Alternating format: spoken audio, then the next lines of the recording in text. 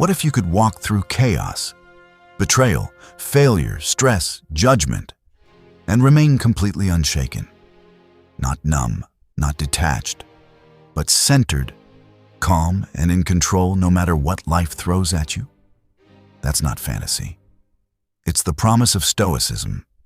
And in this video, you're about to discover 10 timeless Stoic principles drawn from the wisdom of Epictetus, Marcus Aurelius, and other ancient masters that will fortify your mind, steady your emotions, and anchor your life in unbreakable inner strength. Whether you're drowning in anxiety, exhausted by drama, or simply tired of letting the world dictate your mood, these principles are your lifeline. They've guided emperors, warriors, and everyday people through war, exile, loss, and uncertainty. And they work just as powerfully today. But here's the truth. Stoicism isn't about suppressing feelings or pretending everything's fine. It's about radical clarity, knowing what's yours to control and what's not, and then acting with courage, wisdom, and purpose. If you're ready to stop being reactive, stop letting other people's opinions ruin your day, and start living from a place of deep, unshakable peace, you're in the right place. Before we begin, do me a quick favor. Smash that like button, drop a comment below with which principle you need most right now, and subscribe so you never miss these life-changing insights. And stick with me until the very end, because the last principle might just rewire how you see everything. Now, let's build your unshakable mind, one Stoic truth at a time. Lesson 1. Establish a firm purpose. Imagine sailing across an ocean with no destination. Every current, every storm would toss you aimlessly. You'd drift, not by choice, but by absence of direction. That's life without a firm purpose. The Stoics knew this intimately. Epictetus taught that a clear, unwavering purpose is your internal compass, the one thing that keeps you steady when everything else spins out of control. But purpose here isn't just career goals or bucket list dreams. It's deeper. It's your core why. The values you refuse to compromise, the kind of human being you're committed to becoming, regardless of circumstance. Your purpose isn't what the world expects of you. It's what your soul whispers is non-negotiable. When you define that, everything changes. Setbacks stop feeling like dead ends. They become part of the path. Distractions lose their pull. Even suffering gains meaning because you see it through the lens of your greater aim. Ask yourself, what principles do I stand for? Even when no one's watching. What legacy of character do I want to leave? Your answers aren't grand declarations. They're quiet commitments. Maybe it's to raise your children with patience, to create beauty through your work, or to live with radical integrity. Whatever it is, write it down. Speak it daily. Let it filter every decision. Nelson Mandela spent 27 years in prison, yet never lost his purpose. Justice, dignity, reconciliation. That clarity didn't just sustain him, it transformed a nation. You don't need global stakes. A single parent working 2 jobs to give their child stability? That's Stoic purpose in action. The Stoics also warned, purpose isn't passive. It must be lived, not just believed. Each morning ask, does this choice align with who I'm meant to be? If your purpose is inner peace, you won't feed gossip.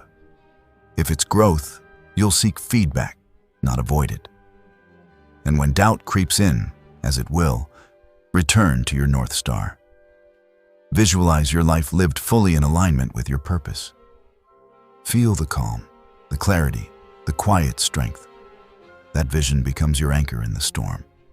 Remember, without purpose, you're at the mercy of chaos. With it, you're the captain, even in the fiercest gales. Lesson 2. Emotional control. Now, let's talk about your emotions. Not because they're wrong, but because, unchecked, they can hijack your life. Anger, fear, shame, jealousy, they're human. But Stoicism teaches a radical truth. You are not your feelings. You are the one who chooses how to respond to them. Epictetus put it bluntly. It's not what happens to you, but how you react to it that matters. Someone cuts you off in traffic. A colleague takes credit for your idea. Your partner says something hurtful. In that split second, you have a choice. React from emotion or respond from wisdom. Most people skip that pause. They let anger dictate words they'll regret. Let anxiety paralyze action. Let shame convince them they're unworthy. But the Stoic path is different. It begins with one breath, a conscious gap between stimulus and reaction. In that space, you reclaim your power. Emotions arise from judgments, not events. That rude comment? It only stings if you believe it defines you. But what if you saw it as noise, not truth? What if you asked, is this useful? Is this mine to carry? This isn't repression, it's discernment. You feel the heat of anger, but you choose not to burn the house down. You acknowledge fear, but you refuse to let it write your future. And here's where it gets powerful. Emotional control builds resilience. When you stop outsourcing your peace to other people's behavior or external outcomes, you become untouchable. Calm isn't the absence of chaos. It's the presence of choice. The Stoics weren't emotionless statues. They were masters of emotional alchemy. They transformed raw feeling into focused energy. Marcus Aurelius wrote in his private journal, "You have power over your mind, not outside events. Realize this, and you will find strength." That's the key. Strength doesn't come from eliminating emotion, but from refusing to be ruled by it. Practice this. When a strong emotion flares, name it silently. This is anger. This is fear. And then ask, is this serving my purpose? Often, the answer is no. And in that moment of awareness, you create space to choose a wiser response. Don't wait for calm to practice this. Start now, while you're frustrated in line, while scrolling past something that triggers you, while replaying a past argument. Each time you pause instead of reacting, you rewire your nervous system. You prove to yourself, I am more than my impulses. And remember, emotional control isn't selfish. It protects your relationships, your reputation, your peace. The world needs people who respond, not react. People who lead with clarity, not chaos. If you've ever said something in anger you later regretted, or let anxiety stop you from taking a leap, this principle is your reset button. Try it today. One pause, one breath, one conscious choice. It's the smallest act with the greatest ripple. If this hit home, let me know in the comments. And don't forget to like this video. It helps others find this life-changing philosophy too. Lesson 3. Mind control. Your mind is the battlefield. Not the world, not other people. Your mind. The Stoics were clear. External events are neutral. It's your judgments that make them painful or peaceful. A setback is only a disaster if you label it one. A criticism is only crushing if you interpret it as truth. Marcus Aurelius reminded himself daily, you are disturbed not by things, but by your opinions about things. Think about that. The same job loss could be seen as a crushing defeat or a forced pivot towards something better. The same breakup could be a devastation or a liberation from misalignment. Your mind assigns the meaning. So, mind control isn't about emptying your thoughts, it's about interrogating them. When a negative thought arises, I'm not good enough, this will ruin everything. Ask, is this fact or fear? Is this useful or just noise? Most of our suffering lives in the gap between what is and what we tell ourselves it means. The Stoics practiced premeditatio malorum, the premeditation of evils. Not to dwell in dread, but to mentally rehearse challenges so they lose their power. Imagine the worst plausible outcome, then ask, could I endure it? Would it truly destroy me? Almost always, the answer is no. And in that realization, fear shrinks. You can also flip your narrative. Instead of, I have to do this, say, I get to do this. Instead of, this is unfair, ask, what can this teach me? Language shapes reality. Choose words that empower, not imprison. But mind control requires vigilance. The untrained mind is a gossip, a doomsayer, a fearmonger. It will replay old wounds and invent future catastrophes. That's why the Stoics wrote morning reflections, evening reviews, and constant self-dialogues. They didn't trust their thoughts. They examined them. Start small. When you catch yourself spiraling, interrupt the pattern. Say aloud, this is just a story. I choose a better one. Over time, you'll build a mental immune system resistant to panic, comparison, and self-sabotage. And remember, you are not your thoughts. You are the awareness behind them. That space is your freedom. If you're taking notes, drop it in the comments. And if you haven't liked this yet, now's the perfect time. Every like helps this wisdom reach someone who needs it today. Lesson 4. Handling criticism. Now, let's talk about one of the most destabilizing forces in modern life. Other people's opinions. A snide comment. A public judgment. A passive-aggressive text.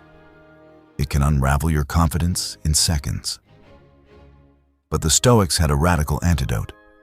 Indifference to unearned criticism. Epictetus taught, it's not the insult that harms you, but your interpretation of it. If someone says you're lazy, arrogant, or wrong, does that make it true? Only if you internalize it without question. The Stoic response isn't defensiveness. It's dispassionate evaluation. Is there truth here I can learn from? Or is this merely their projection? If there's truth, thank them, even silently, and adjust. If it's baseless, let it pass through you like wind through a hollow reed. Your worth isn't up for public vote. Marcus Aurelius, Emperor of Rome, faced constant scrutiny, yet wrote, I have often wondered how it is that every man loves himself more than all the rest of men, but yet sets less value on his own opinion of himself than on the opinion of others. Sound familiar? Social media has amplified this trap. We curate lives for approval, then ache when engagement is low or comments are harsh. But Stoicism flips the script. Your inner standard is your only metric. Did you act with integrity? Did you stay true to your purpose? That's the only scoreboard that matters. And here's a liberating truth. Most criticism says more about the critic than the criticized. Insecurity, envy, misunderstanding, they color every judgment. You wouldn't take financial advice from someone in debt. Why take character assessments from someone at war with themselves? Practice this. The next time you're criticized, pause. Don't justify. Don't retaliate. Simply ask, does this align with who I know I am? If not, release it. No explanation needed. No resentment stored. This isn't pride. It's inner sovereignty. You reclaim your energy from the exhausting game of people-pleasing and reputation management. And remember, even the wisest, kindest people were mocked in their time. Socrates was called a corrupter. Seneca was labeled a hypocrite. Their legacy wasn't shaped by critics, but by their unwavering commitment to truth. So the next time a harsh word lands, remember, you don't have to carry it. You don't have to defend against it. You simply decide its weight, and often, the wisest choice is to let it weigh nothing at all. Your peace is too precious to trade for the illusion of being right or liked. Protect your inner world fiercely, not with walls, but with wisdom. If you're tired of letting comments, online or off, ruin your day, drop a in the comments. And if you haven't already, hit like. Because your support helps this message reach thousands who need it. Lesson 5. Acceptance of fate. Amor fati. Now, let's dive into one of Stoicism's most powerful and misunderstood principles. Amor fati.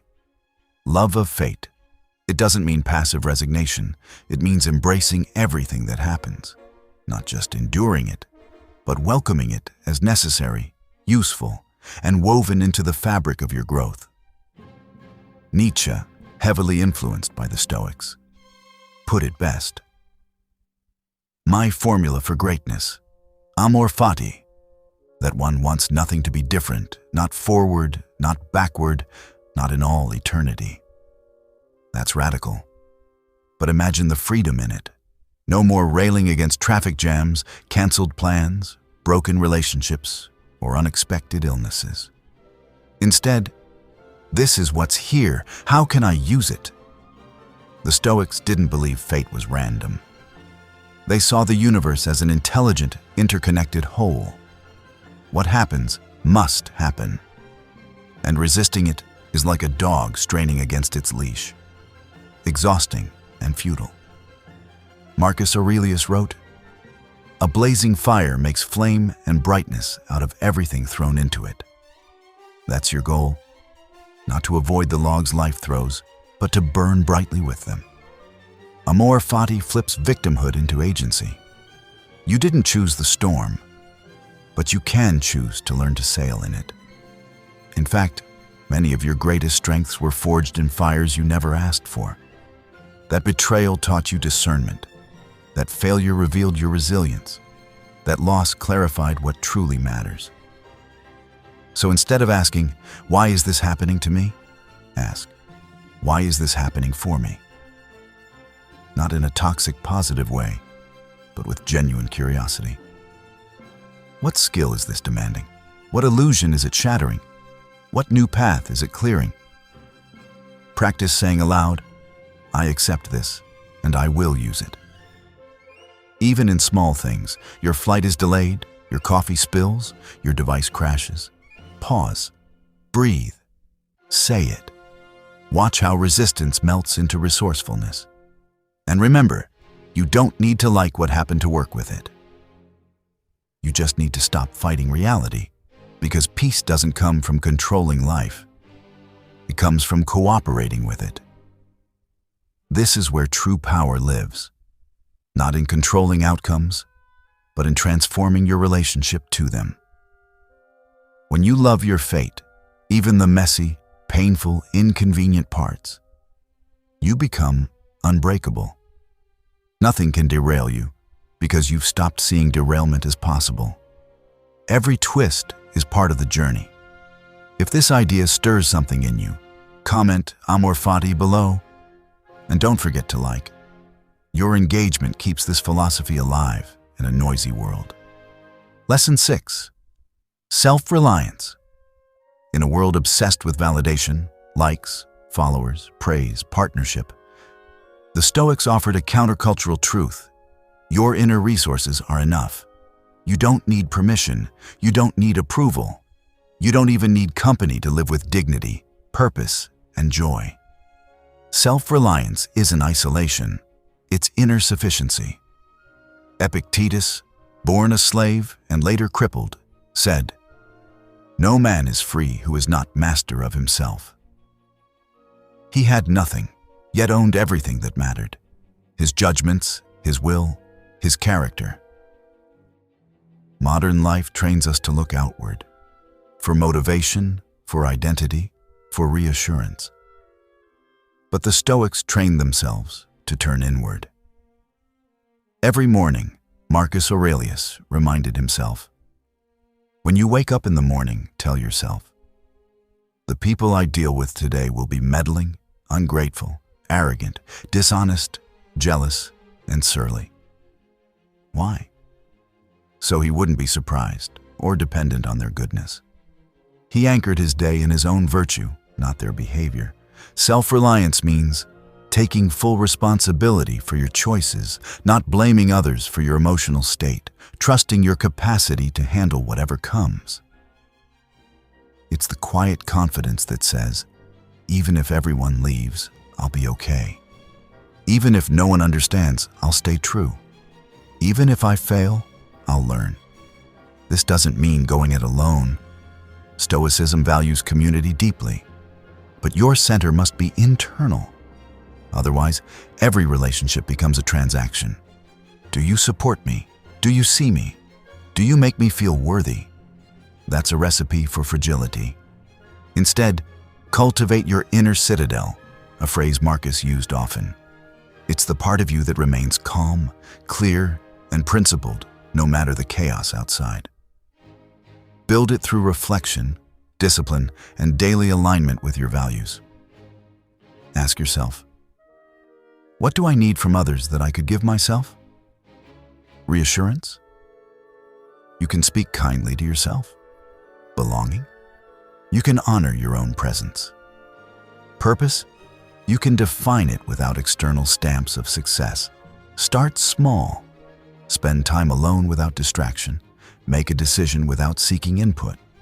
Sit with discomfort instead of escaping it. Each act builds your self-trust. And here's the secret. The more self-reliant you become, the better your relationships get. Because you're no longer using people to fill holes, you're connecting from wholeness. So stop outsourcing your stability. Your mind, your will, your conscience, they're all you need. Everything else is bonus. True strength isn't proven in crowds, it's forged in solitude. When you no longer need the world to affirm your worth, you become impossible to destabilize. You stand not on shifting sands of opinion, but on the bedrock of your own integrity. That's not arrogance, it's quiet sovereignty, and it's available to you starting now. If this resonates, comment "I am enough" below and hit like, because self-reliance starts with believing your voice matters. Lesson 7. Living in the present. Now, consider this. The past is memory. The future is imagination. Only the present is real. And yet, most of us live nowhere. We're haunted by regrets or paralyzed by what-ifs, missing the only moment we actually possess. The Stoics called this a waste of life. Marcus Aurelius warned, confine yourself to the present, not as a suggestion, but as a command for sanity. Anxiety lives in the future. Shame lives in the past. Peace lives right here. But presence isn't passive zoning out. It's active, focused engagement with what's in front of you, whether it's washing dishes, listening to a friend, or facing a tough conversation. The Stoics practiced prososche, constant attention to the present moment and one's judgments within it. They knew distraction is self-abandonment. Every time you scroll mindlessly, replay old arguments, or obsess over tomorrow's meeting, you're giving away your most precious resource. Now, try this. Pick one routine task today. Brushing your teeth, walking to your car, drinking tea, and do it with full awareness. Notice sensations, sounds, your breath. This isn't woo-woo, it's mental discipline. You're training your mind to stay home instead of running off into fantasy or fear. And remember, you only ever have to handle this moment, not the next hour, not the rest of your life. Just this breath, this step, this choice. Break overwhelming situations into present moment actions, and they lose their terror. Seneca wrote, "Life is long if you know how to use it." But most people live while mentally absent. then wonder why life slipped away. Presence is how you reclaim it. It's where love deepens, work becomes meaningful, and joy becomes possible. Even pain is more bearable in the present. Why? Because the mind amplifies suffering by adding stories. This will never end. I can't handle this. But in pure presence, pain is just sensation. Intense, yes, but not infinite. So when you feel overwhelmed, gently return. Ask, what's actually happening right now? Not the story about it, not the projection of it, just the raw reality. You'll often find you're okay. This is your life, not the one you're rehearsing in your head, but the one unfolding in real time. Don't miss it. If you're committing to presence today, comment here and now and hit like, because attention is the currency of a meaningful life. Lesson 8, the view from above. When your problems feel massive, consuming your thoughts, tightening your chest, try this ancient Stoic exercise, the view from above. Imagine rising slowly into the sky. Look down on your city, then your country, then the planet. See how small your worries become against the vastness of Earth, spinning in silent darkness among billions of stars. Marcus Aurelius used this visualization daily. He'd remind himself how small a part of infinite and eternal time is the present moment, not to diminish your pain, but to restore perspective. Your argument, your rejection, your financial stress, they matter, yes. But they are not the whole story, not even close. This practice isn't cold detachment. It's cosmic humility.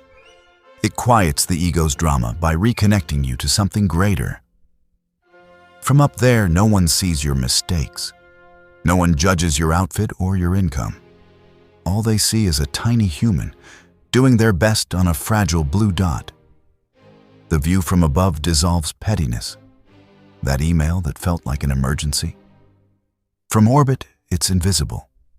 The person who slighted you, just another soul navigating their own pain. Suddenly, forgiveness becomes easier.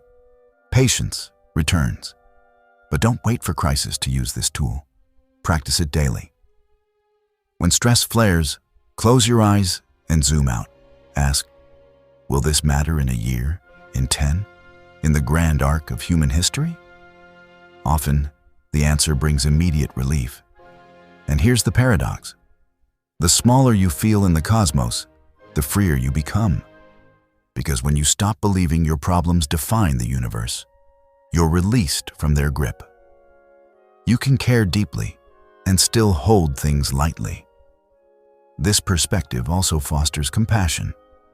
When you see humanity as a whole, struggling, loving, failing, trying, you stop taking things so personally.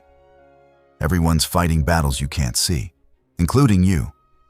So next time you're spiraling, lift your gaze, literally or mentally. Breathe. Remember your place in the whole. You're not insignificant. You're part of something magnificent, and that changes everything. If this shifted your perspective, comment Cosmic View below, and like this video, because wisdom is meant to be shared. Lesson 9, Inner Dialogue. Finally, consider the voice in your head. Is it kind? Is it truthful? Or is it harsh, repetitive, fear-driven? The Stoics knew your inner dialogue shapes your reality. Marcus Aurelius wrote his meditations not for us, but for himself. A private conversation to correct his thoughts, reinforce his values, and steady his soul. That internal monologue? It's not just background noise. It's the architect of your emotional world. Left unchecked, it becomes a tyrant, replaying insults, magnifying risks, whispering, "You're not enough." But the Stoics taught that you can rewrite the script. Marcus didn't scold himself for feeling fear or frustration. He gently corrected his judgments. This isn't unbearable. It's an opportunity to practice patience. His rudeness reflects his character, not your worth. His journal was a training ground for wisdom, a conscious reshaping of his inner voice. You can do the same. Start by noticing your self-talk. When you catch yourself thinking, "I'll never get this right," pause. Ask, "Would I say this to my best friend? If not, why say it to yourself?" Then, replace distortion with truth. Instead of "I failed," try "I learned." Instead of "This is a disaster," try "This is a test of my resilience." Language isn't just descriptive, it's generative. The words you feed yourself become your reality. And don't just wait for crises. Design a morning affirmation aligned with your purpose. Today, I choose calm over chaos. I act with integrity, regardless of outcome. Repeat it like a mantra. Write it. Speak it aloud. Let it anchor your day. Evening is equally vital. Reflect. Where did I react instead of respond? Where did I stay true? No judgment, just awareness. This isn't self-criticism. It's self-coaching. Your mind will always chatter. But you don't have to believe every word. Choose the voice that builds, not breaks. Choose the voice that aligns with who you're becoming, not who fear says you are. Over time, your inner dialogue becomes your sanctuary, a place of clarity, courage, and calm. And from that place, nothing and no one can truly shake you. If you're ready to master your inner world, comment, "I speak peace to myself." And if you haven't liked this yet, please do. Your support spreads this armor to others who need it. Lesson 10. Daily practice. Stoicism isn't a theory. It's a daily discipline. You don't become unshakable by watching one video or reading one book. You build it through consistent, small acts of alignment. Marcus Aurelius didn't wake up enlightened. He practiced every morning, every evening, in every interaction. Start with a Stoic morning ritual. Before checking your phone, ask, "What's within my control today? What virtue will I embody? Patience, courage, justice. How will I respond if things go wrong?" This mental preparation is your armor. Then move through your day with awareness. When frustration flares, pause. When praise comes, stay humble. When temptation arises, remember your purpose. These micro choices compound into unshakable character. End your day with an evening review, a practice Seneca called essential. Ask, "What did I do well? Where did I fall short? What will I do differently tomorrow?" No shame, no self-flagellation, just honest reflection. This is how you course correct and grow. Also, practice voluntary discomfort. Take a cold shower, skip a meal, walk instead of drive. Not to punish yourself, but to prove you're stronger than your cravings. You rebuild your tolerance for discomfort, so real challenges don't break you. And integrate Stoic journaling, not just emotions, but principles in action.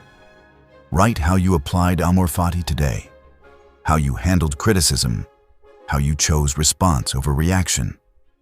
This cements learning into identity. Remember, consistency beats intensity. 5 minutes of reflection daily is more powerful than a weekend retreat once a year. Stoicism thrives in the mundane, in traffic, in meetings, in quiet moments of choice. Don't wait for crisis to practice. Train while the sun is shining, so you're ready when the storm hits. Because peace isn't found in perfect circumstances. It's built in ordinary moments by ordinary people who choose wisdom again and again. This path isn't easy, but it's simple, and it's yours every single day. So there they are, 10 Stoic principles to ensure nothing, not chaos, not criticism, not even your own mind, can steal your peace. This isn't about becoming emotionless. It's about becoming unbreakable from the inside out. You now hold tools used by emperors and slaves alike, Because truth transcends time, status, and circumstance. But tools only work when used. So don't just consume this wisdom. Live it. Start today. One breath, one pause, one conscious choice aligned with your purpose. That's how unshakable lives are built. Not in grand gestures, but in daily fidelity to truth. If this video stirred something in you, do 3 things. 1. Like this video. It tells the algorithm this message matters. 2. Comment which principle hit you hardest. I read everyone. 3. Subscribe. Because you deserve more content that builds real strength, not just distraction. And remember, the world needs people who don't crumble under pressure. People who respond with clarity, not chaos. That person can be you. Thank you for watching until the end. Now go, live like a Stoic.